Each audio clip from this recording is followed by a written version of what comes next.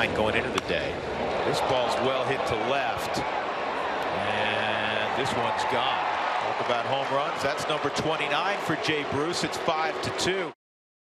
Let's whip around to the bigs, Tim, where the Indians acquired right fielder Jay Bruce from the Mets for minor league right-hander Ryder Ryan on Wednesday night.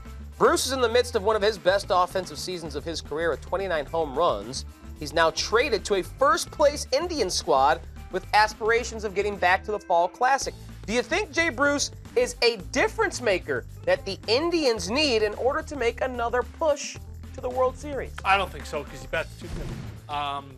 Great home run hitter, has extreme power, had amazing power in years in Cincinnati. Really a bounce back year like you talked about. But if I had to go through the lineup and rank where he ranks as far as difference maker, I think you're talking about 6th or 7th. Wow. Yeah, after Lindor, after Ramirez, after Encarnacion, after Kipnis. Yeah, I have a tough time selling him in front of any of those guys. I think Cleveland's lineup is very, very deep. Obviously, they brought in Encarnacion for a little more pop there. He hasn't given them exactly what he gave up in Toronto. He doesn't have nearly the same protection as all those big bats were. But I don't know. I think this was kind of a knee-jerk reaction. Michael Brantley was a little banged up, but they don't know how he's going to kind of bounce back. Obviously was hurt last year.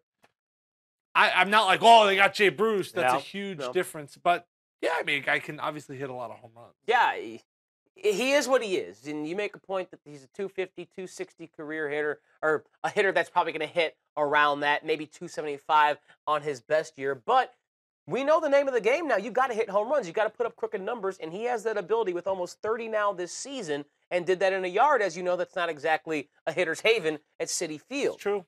So I do think if you look at that outfield, he can have a spot, especially with Brantley hurt, but even when Brantley gets back, DH, he can be someone who just presides pop from that left side of the plate, adding to Lindor, Ramirez, and Encarnacion, and Brantley when he's back. Yeah. I don't think it's shifts completely the balance of power in the American League. But I do think it's a nice piece to add. Agreed. And if you're an Indians fan, you're like, all right, yeah. We're pushing all in, and that's what you want to do, especially if he comes off the bench, if he makes it to the World Series.